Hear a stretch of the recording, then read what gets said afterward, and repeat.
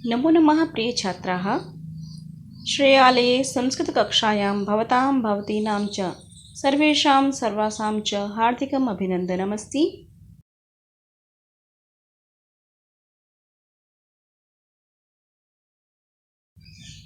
प्यारे बच्चों, आज की कक्षा में हम कक्षा सप्तमी का द्वितीय पाठ दुर्बुद्धि विनश्यति के प्रश्नोत्तर हल करेंगे। तो अधिक देर ना करते हुए अपने कार्य को आगे बढ़ाते हैं। बच्चों, पिछली वीडियो में जिसका आई बटन में आपको लिंक भी दिया गया है, हमने द्वितीय पाठ को विस्तार पूर्वक समझा था। आज हम उसी कहानी पर आधारित कुछ प्रश्नोत्तर हल करेंगे। देखिए बच्चों, सबसे पहले अभ्यास कार्य में पहला प्रश्न जो लिखा गया है, उच्चारणम कुरुत, अर्थात इसका आपने केवल उच्चारण करना है, बोलना है, इसे कॉपी में नहीं लिखना है। एक बार इसका शुद्ध उच्चारण देख लेते हैं। फुल्लोत्पलम कम्बुग्रीवः उक्तवान् भवद्भ्याम् अवलम्ब्य आवाभ्यां हृदम् उड्डीयते पक्त्वा भक्षयिष्यामि सुहृदां भ्रष्टः। इस प्रकार से आप सभी ने इन शब्दों का उच्चारण करना है। इसके बाद द्वितीय प्रश्न की ओर बढ़ते हैं। एक पदेन उत्तरत। द्वितीय प्रश्न का पहला भाग है, कूर्मस्य किम नाम आसीत्।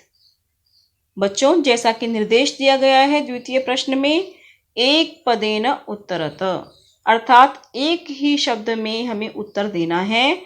इसके पहले भाग में हमसे पूछा गया है कि कूर्मस्य किम नाम आसीत्।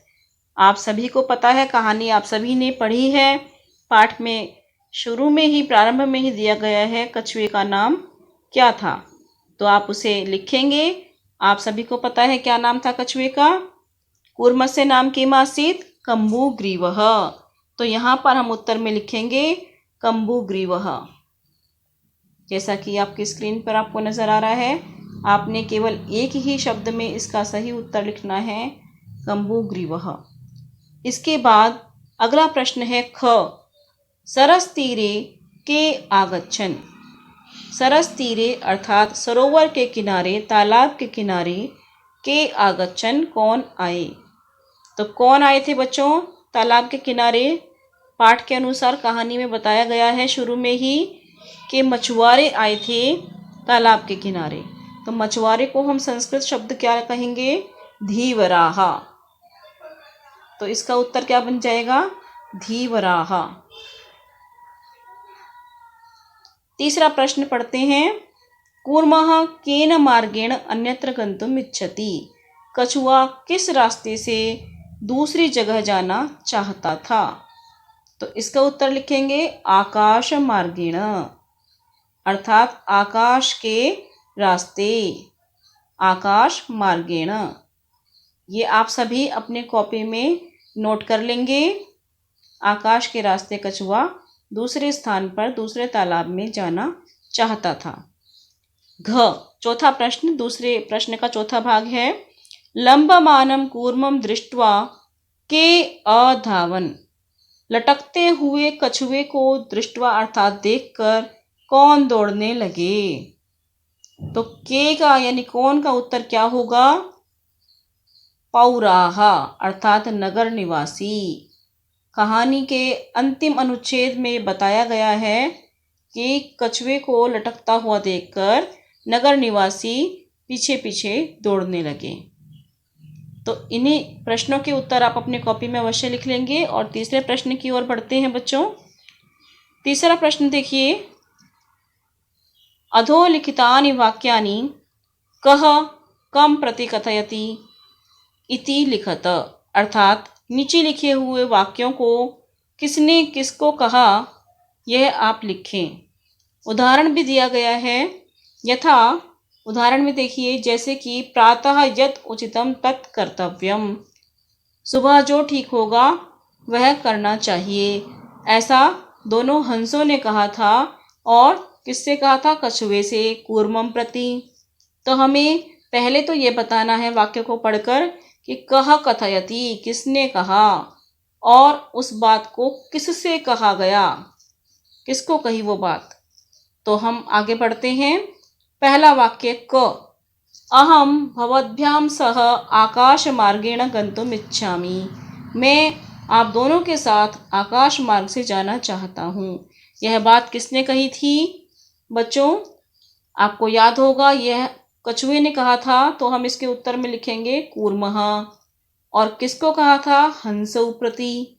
हंसों के प्रति ये बात कही गई थी। दोनों हंसों से कहा कछुए ने कि मैं आकाश मार्ग से जाना चाहता हूँ। तो हम इसके उत्तर में लिख देंगे कूर्मः हंसौ प्रति। आगे बढ़िए। ख, अत्र कः उपायः। इसके लिए क्या उपाय है? तो ये किसने कहा? ये दोनों हंसों ने कहा। हंसौ, हंसों ने कहा। और किससे पूछी थी ये बात? कूर्मम प्रति। कछुए से पूछा था कि ठीक है इसके लिए उपाय क्या है। उसके मित्रों ने पूछा था, हंसों ने अपने मित्र कछुए से, कूर्मः से, कि इसके लिए उपाय क्या है। तो हम लिखेंगे कूर्मम प्रति। प्रति शब्द सभी में आएगा नीचे तक हर एक वाक्य के लिए। अहम उत्तरम न दास्यामि। मैं उत्तर नहीं दूंगा। मैं उत्तर नहीं दूंगा। ये बात किसने कही? कछुए ने कही। तो हम पहले लिखेंगे कूर्मः। कः कथयति? कूर्मः कथयति। कछुए ने कहा। कम प्रति कथयति? हंसौ प्रति कथयति।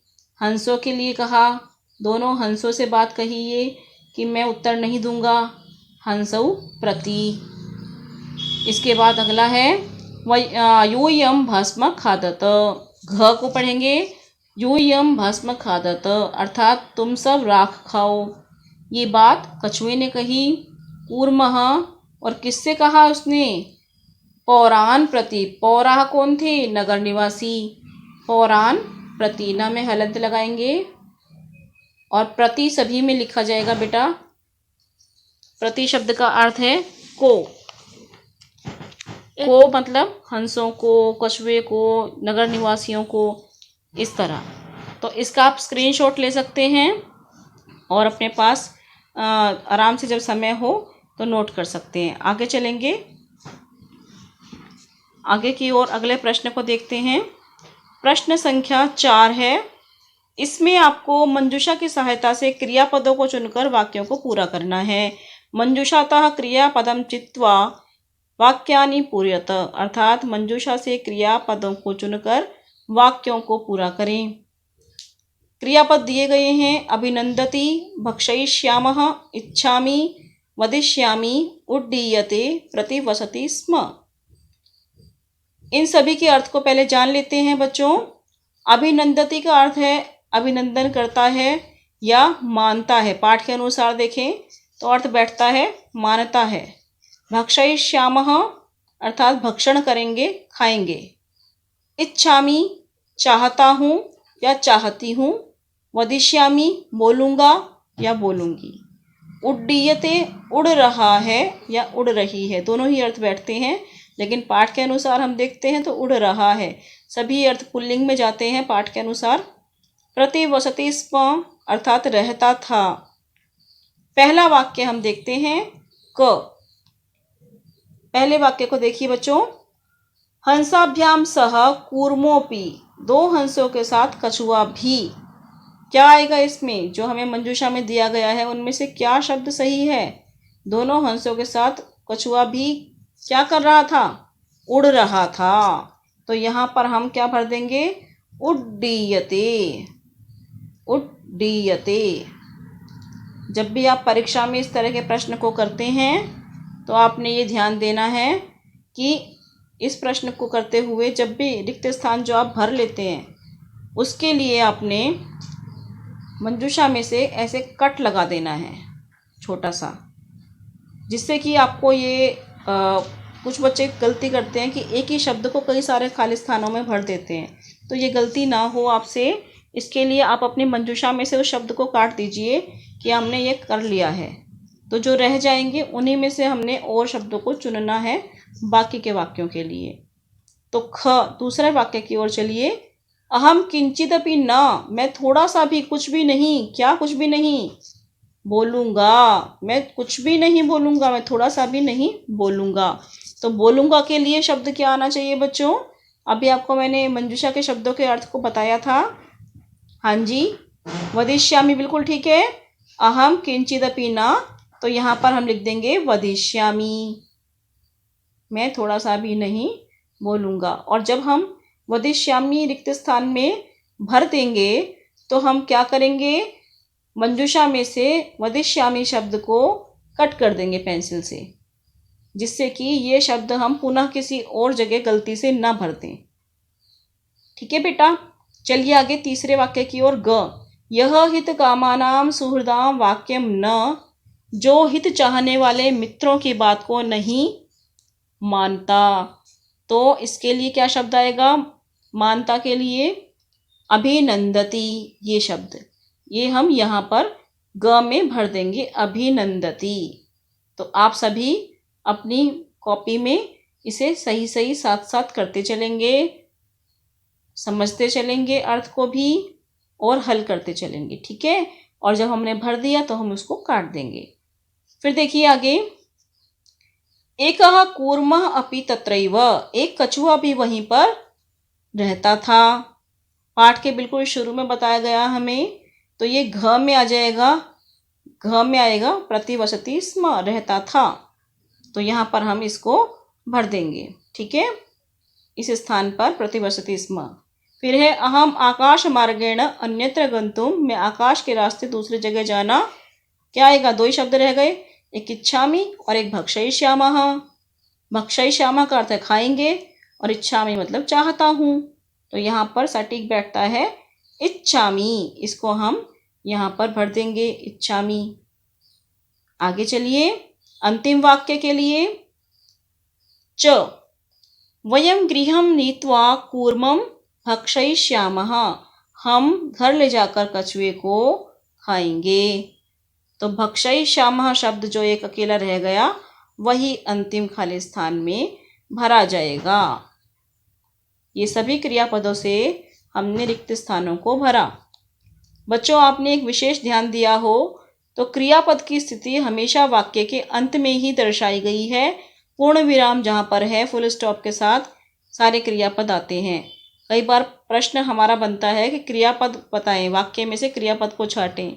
तो आपको ये बीच में आपको एक टिप्स दी जा रही है कि आप जब भी इस तरह का प्रश्न हो तो क्रियापद को वाक्य के एंड में ही देखें, वाक्य के अंत में क्रियापद पाया जाता है। चलिए, चौथा प्रश्न हमारा पूरा हुआ। आगे बढ़ते हैं पांचवें प्रश्न की ओर। पांचवा प्रश्न है पूर्ण वाक्येन उत्तरत। थोड़ा लंबा प्रश्न है, ध्यान से इसको करेंगे हम। देखिए ध्यान से, पहले हमने जब प्रश्न किया वहाँ था एक पदेन उत्तरत, अर्थात एक ही शब्द में उत्तर दें। और पांचवा प्रश्न है पूर्ण वाक्येन उत्तरत, अर्थात हमें पूरे वाक्य में उत्तर देना है। तो इसका क भाग है कच्छपः कुत्र गन्तुमिच्छति। प्रश्न को समझेंगे कि कछुआ कहाँ जाना चाहता है।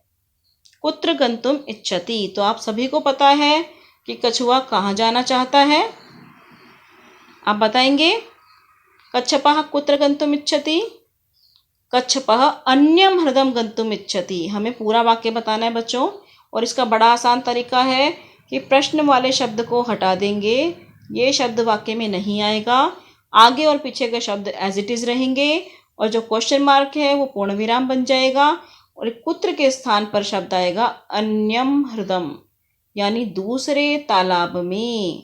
अन्यम हृदम, हृदय कहते हैं तालाब को, अन्यम हृदम। ठीक है, यानी दूसरे तालाब में।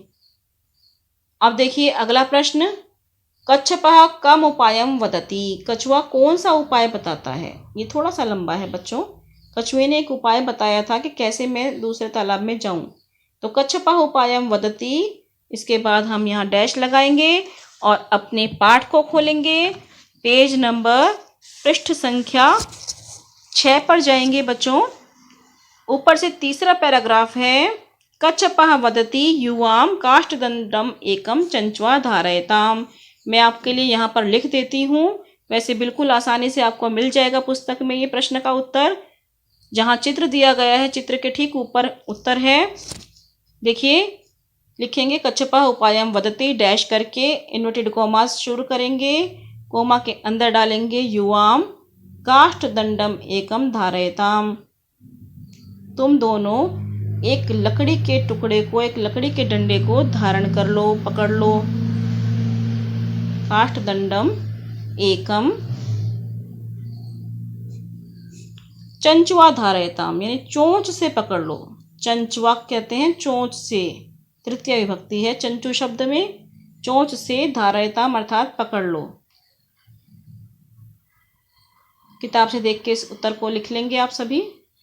और इसके बाद पूर्ण विराम लगा है। फिर है अहम काष्ठदंड मध्ये, मैं लकड़ी के डंडे के बीच में, अहम काष्ठदंड मध्ये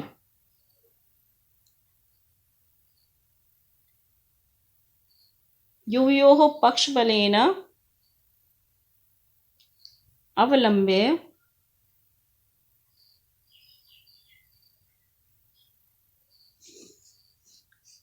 युवयोः पक्षबलेन सुखेन गमिष्यामि। तुम दोनों के पंखों के बल से, युवयोः पक्षबलेन अर्थात पंखों के बल से, सुखेन सुखपूर्वक, सुखेन गमिष्यामि चला जाऊंगा। तो ये पूरे वाक्य का अर्थ बना और इसे आपने पूरा ही लिखना है क्योंकि प्रश्न है पूर्ण वाक्य न उत्तरतः। ये हमने बताया पांचवें प्रश्न के ख भाग का, यानी दूसरे प्रश्न का उत्तर कच्छपः कम उपायम वदति। कच्छपः वदति युवाम काष्ठदंडम एकम चंचुआ धारयताम, अहम काष्ठदंड मध्ये अवलंब्य युवयोः पक्षबलेन सुखेन गमिष्यामि। इसको आप सभी लिख लेंगे और इसके बाद आगे चलते हैं अगले प्रश्न की ओर। पांचवें प्रश्न का तीसरा भाग, लंबमानम कूर्मम दृष्ट्वा पौराः किम अवदन्। लटकते हुए कछुए को देखकर नगरवासियों ने क्या कहा। ये बच्चों आपको पेज नंबर 7 पे मिलेगा चित्र के साथ, जहाँ पर पाठ समाप्त होता है पैराग्राफ में।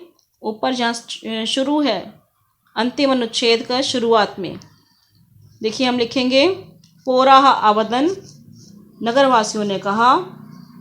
पौराः अवदन् प्रश्न में से ही लेंगे ये वाक्य। पौराः अवदन् अर्थात नगरवासियों ने कहा। फिर हम लिखेंगे क्या कहा, हम हो, अरे हम हो, आश्चर्यबोधक चिन्ह लगाएंगे। महद आश्चर्यम, बड़ी हैरानी की बात है। महद आश्चर्यम, हम हो महद आश्चर्यम अर्थात बड़ी हैरानी की बात है। पूर्ण विराम। हंसाभ्याम सह कूर्मोऽपि उड्डीयते, हंसों के साथ, हंसाभ्याम सह कूर्मोऽपि उड्डीयते, कछुआ भी उड़ रहा है। कूर्मोऽपि, ये अवग्रह आएगा बीच में। उड्डीयते, उड़ रहा है। और फिर इन्वर्टेड कॉमास को क्लोज करेंगे पूर्ण विराम के साथ। ये पूरा वाक्य उत्तर में लिखा जाएगा। अब आगे बढ़ते हैं अगले प्रश्न की ओर। घ, पांचवें का चौथा भाग। कूर्मः मित्रयोः वचनं विस्मृत्य किम अवदत्। कछुए ने मित्रों की बात को भूलकर क्या कहा। कछुए ने क्या कहा था। कूर्मः अवदत् हम बताएंगे। ये मित्रयोः वचनं विस्मृत्य जो लिखा है, उत्तर लिखते समय हमें प्रश्न में से केवल लेना है कूर्मः अवदत्, डैश लगाएंगे और उत्तर उसने कहा यूयम भस्म खादत। यही बात कही थी उसने, यूयम भस्म खादत, तुम सब राख खाओ, ऐसा कहा था। ठीक है, इति, ऐसा, और उसके बाद पूर्ण विराम। ठीक है बच्चों, ये पांचवा क्वेश्चन, चारों भाग इसके पूरे हो गए हमारे। और हम छठे प्रश्न की ओर बढ़ते हैं। अब छठा प्रश्न देखिए, घटनाक्रमानुसारम वाक्यानि लिखत। घटनाक्रम के अनुसार हमें वाक्यों को लिखना है। बच्चों ये प्रश्न जिसमें 8 वाक्य दिए जाते हैं, कहानी पर आधारित प्रश्न है। कहानी जिस बच्चे ने ध्यानपूर्वक पढ़ी है, सुनी है, वो इसे बड़े आराम से हल कर सकता है। हमने कहानी में जो वाक्य शुरू में पढ़े हैं उनको हमें बिल्कुल शुरू में रखना है, क्रम से लगाने हैं। इसमें आगे पीछे ऊपर नीचे दिए गए वाक्य हैं।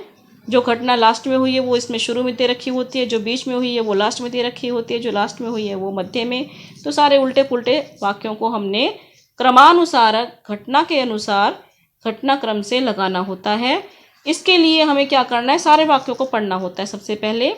फिर जो बात कहानी में सबसे पहले हुई है उस बात को, उस वाक्य को नंबर 1 पे रखेंगे। उसके बाद क्रम से जो जो घटना घटित हुई पाठ में उसके अनुसार हम उनको लगाते जाएंगे। कॉपी में करते समय आप क्रमानुसार इसको लिखेंगे। तो देखिए, सबसे पहले हम पढ़ लेते हैं सारे वाक्यों को। पहला वाक्य दिया है इसमें, कूर्मः हंसयोः सहायतया आकाश मार्गेण अगच्छत। कछुआ हंसों की सहायता से आकाश मार्ग से गया। ठीक है, यानी कछुआ हंसों की सहायता से आकाश मार्ग से गया। तो इसके लिए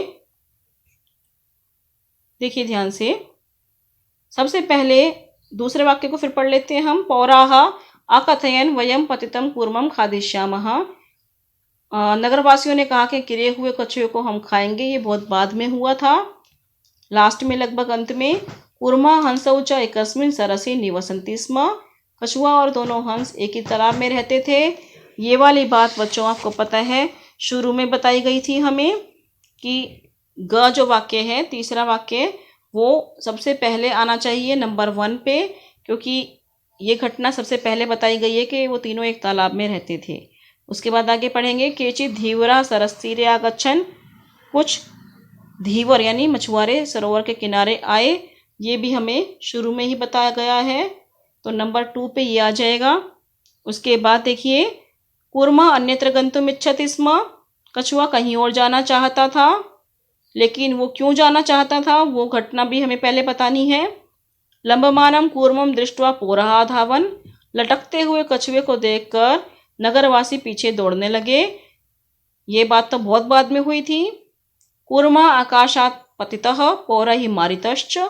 कछुआ आकाश से गिर गया और नगरवासियों के द्वारा मारा गया। ये बिल्कुल अंत में हुआ है बच्चों, तो ये इसको 8वें नंबर पर रखा जाएगा। सबसे एंड में हुई थी ये घटना। टोटल 8 ही वाक्य हैं, 8वें नंबर पे इसको रखना है। वयं श्वः मत्स्य कूर्मादीन् मारिष्यामः इति धीवराः कथयन्। हम कल मछलियों और कछुओं को मारेंगे, ऐसा मछुआरों ने कहा। तो ये वाला जो वाक्य है इसको नंबर 3 पे रखना है, जो अंतिम वाक्य है। ठीक है बच्चों। इसके बाद देखो, जो 5वें नंबर पे दिया है ये वाला वाक्य, कूर्मः अन्यत्र गन्तुम् इच्छति स्म, ये आएगा नंबर 4 पर कि कछुआ कहीं और जाना चाहता था। ठीक है। इसके बाद क्या हुआ, जो सबसे ऊपर लिखा हुआ है, कूर्मः हंसयोः सहायतया आकाश मार्गेण गच्छत क, इसको हमें 5वें स्थान पे रखना पड़ेगा, क्योंकि घटना में ये 5वें नंबर पर ही आया है कि कछुआ दोनों हंसों की सहायता से आकाश मार्ग से जाने लगा। फिर क्या होता है, जब वो आकाश मार्ग से जाने लगा तो फिर क्या हुआ था, आपको याद है? आकाश मार्ग से जाते समय लटकते हुए कछुए को देखकर नगरवासी पीछे पीछे दौड़ने लगे थे, यानी कि च वाक्य नंबर 6 पे आना चाहिए। और फिर उसके बाद क्या हुआ था, उनमें से किसी ने कहा कि गिर जाए ये तो हम इसको खाएंगे, यानी कि ख जो वाक्य है वो 7वें नंबर पर आना चाहिए।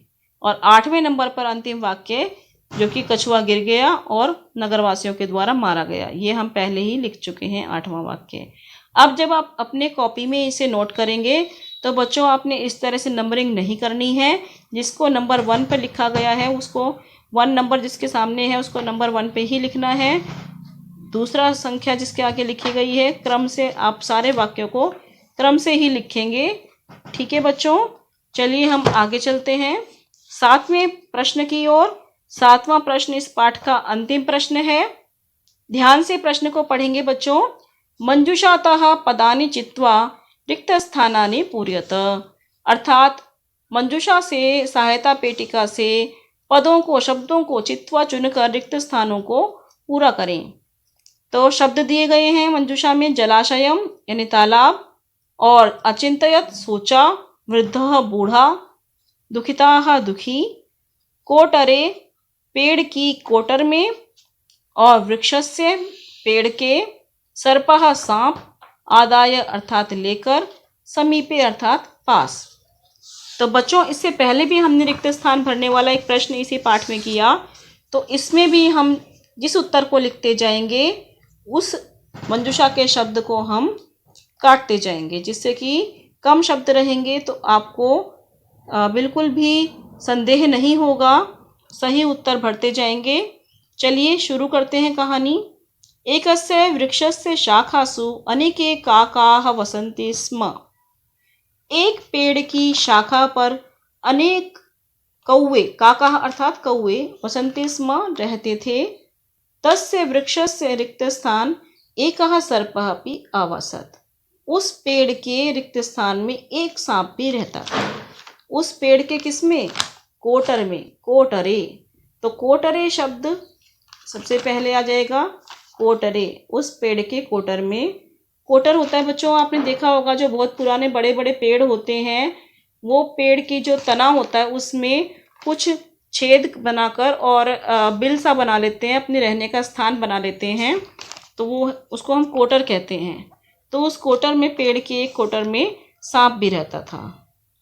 काका नाम अनुपस्थितौ, कौओं की अनुपस्थिति में जब कौवे घर पर नहीं होते थे तो क्या होता था? रिक्त स्थान काका नाम शिशून खादते स्म। रिक्त स्थान कौओं के बच्चों को खा जाता था। तो कौन खा जाता था बच्चों? कौओं के बच्चों को आपको पता है, सर्पः। तो सर्पः शब्द यहाँ आएगा और साथ ही हम उस शब्द को मंजूषा से कट कर देंगे। काकाः रिक्त स्थान आसन, कौवे खाली स्थान थे। कौवे क्या थे? जब उनके बच्चों को खा लेता था तो कौवे बड़े दुखी थे। दुखिताः, तो दुखिताः शब्द यहाँ पर तीसरे नंबर पर आ जाएगा, दुखिताः। तेषु एकः रिक्त स्थान काकः रिक्त उपायम रिक्त स्थान, उनमें से एक खाली स्थान कौवे ने, उपाय खाली स्थान, अर्थात उनमें से एक बूढ़े कौवे ने उपाय सोचा। तो कौवे का विशेषण दिया है वृद्धः, बूढ़ा। वृद्धः शब्द हम काकः से पहले यहाँ पर लिख देंगे।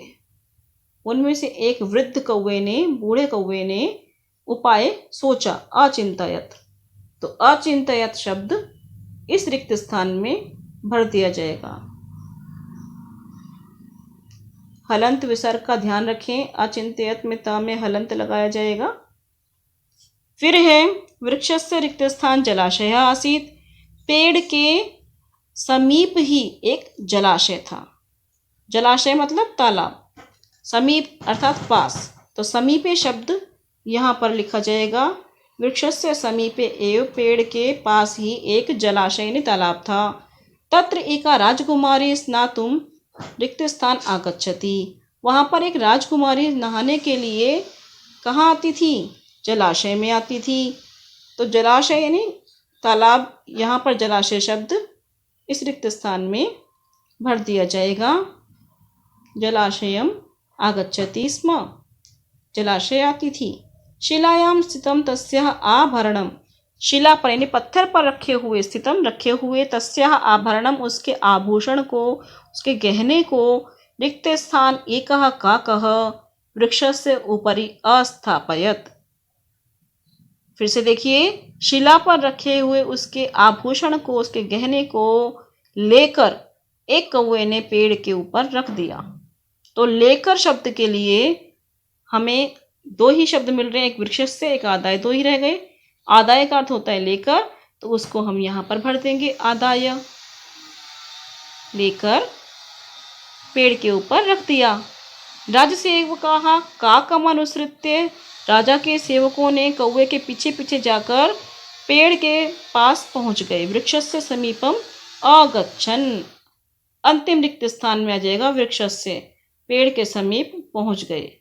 अब पेड़ के पास पहुँच गए तो क्या होता है, ये सारे खाली स्थान आप भर लेंगे।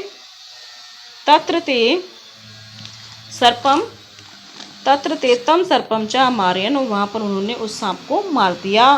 अतः एवोक्तम, इसीलिए कहा गया है, उपायेन सर्वम सिद्ध्यति, उपाय से सब कुछ सफल सिद्ध हो जाता है। तो बच्चों, ये सारे प्रश्न उत्तर हो गए हमारे इस पाठ के। आप इन्हें अच्छे प्रकार से कर लें, समझ लें। अब ध्यातव्यम को देखिए। जो पाठ हमारा हमने पढ़ा दुर्बुद्धि विनश्यति, वो मूलतः कहाँ से लिया गया है, उस ग्रंथ का थोड़ा सा परिचय है उस पुस्तक का।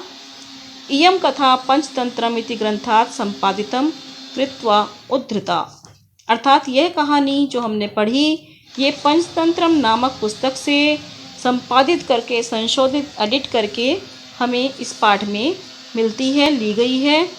पंचतंत्र से लेखकः विष्णु शर्मा, पंचतंत्र पुस्तक के जो लेखक हैं वो विष्णु शर्मा जी हैं।